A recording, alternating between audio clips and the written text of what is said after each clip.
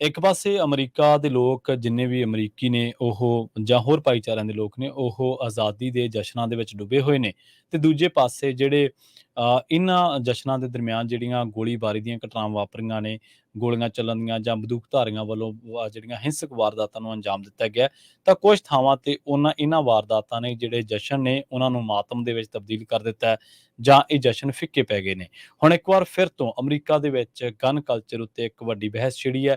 ਇਸੇ ਦਰਮਿਆਨ ਅਮਰੀਕੀ ਰਾਸ਼ਟਰਪਤੀ ਜੋ ਬਾਈਡਨ ਨੇ ਲੋਕਾਂ ਨੂੰ ਅਪੀਲ ਕੀਤੀ ਹੈ ਕਿ ਉਹ ਬੇਸ਼ੱਕ ਆਜ਼ਾਦੀ ਦੇ ਜਸ਼ਨ ਮਨਾਉਣ, ਇਹ ਉਹਨਾਂ ਦਾ ਮੁੱਢਲਾ ਹੱਕ ਹੈ ਤੇ ਉਹ ਮਨਾ ਵੀ ਸਕਦੇ ਨੇ। ਪਰ ਉਹਨਾਂ ਨੇ ਕਿਹਾ ਕਿ ਜਿਹੜੀਆਂ ਫਿਲਾਡੈਲਫੀਆ, ਬਾਲਟੀਮੋਰ ਤੇ ਫੋਰਟ ਵਰਥ ਦੇ ਵਿੱਚ ਘਟਨਾਵਾਂ ਵਾਪਰੀਆਂ 4 ਜੁਲਾਈ ਦੇ ਜਸ਼ਨਾਂ ਦੇ ਦਰਮਿਆਨ, ਤਾਂ ਇਹਨਾਂ ਘਟਨਾਵਾਂ ਨੇ ਸਾਰੇ ਰਾਸ਼ਟਰ ਨੂੰ ਝੰਜੋੜ ਕੇ ਰੱਖ ਦਿੱਤਾ ਹੈ। ਇਹਨਾਂ ਘਟਨਾਵਾਂ ਦਾ ਜ਼ਿਕਰ ਕਰਦੇ ਉਹਨਾਂ ਨੇ ਕਿਹਾ ਕਿ ਸਮਾਂ ਆ ਗਿਆ ਕਿ ਅਸੀਂ ਇੱਕ ਵਾਰ ਫਿਰ ਤੋਂ ਗਨ ਵਾਇਲੈਂਸ ਦੇ ਉੱਤੇ ਗੌਰ ਕਰੀਏ, ਇਹਦੇ ਉੱਤੇ ਚਰਚਾ ਕਰੀਏ ਤੇ ਇਹਦੇ ਵਿੱਚ ਜਿਹੜੇ ਲੋੜੀਂਦੇ ਸੁਧਾਰ ਆ ਉਹਨਾਂ ਨੂੰ ਕਰਨ ਦੇ ਲਈ ਯਤਨਸ਼ੀਲ ਹੋਈਏ।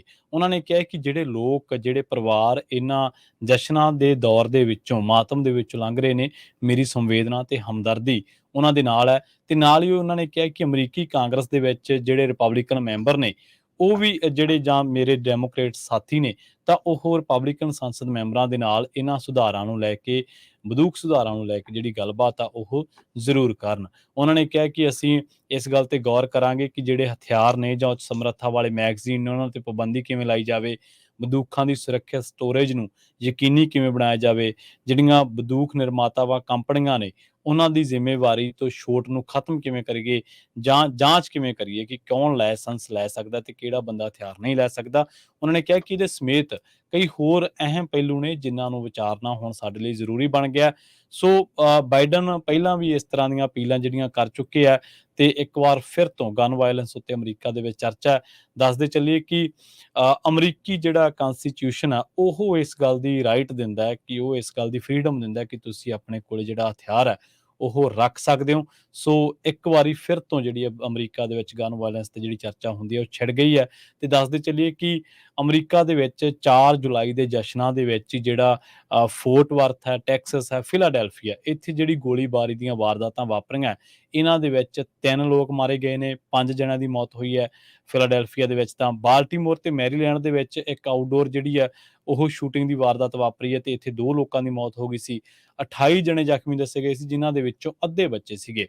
ਗਨ ਵਾਇਲੈਂਸ ਆਰਕਾਈਵ ਜਿਹੜਾ ਉਹਨੇ ਜਿਹੜੇ ਡਾਟਾ ਇਕੱਠਾ ਕੀਤਾ, ਜਿਹੜਾ ਅੰਕੜੇ ਇਕੱਤਰ ਕੀਤੇ ਨੇ, ਉਹਨਾਂ ਦੇ ਮੁਤਾਬਕ ਸਾਲ 2023 ਦੇ ਵਿੱਚ ਹੁਣ ਤੱਕ ਅਮਰੀਕਾ ਦੇ ਵਿੱਚ 340 ਤੋਂ ਵੱਧ ਥਾਵਾਂ ਤੇ ਜਿਹੜੀ ਹੈ ਮਾਸ ਸ਼ੂਟਿੰਗ ਦੀਆਂ ਵਾਰਦਾਤਾਂ ਜਿਹੜੀਆਂ ਨੇ ਵਾਪਰ ਚੁੱਕੀਆਂ ਨੇ।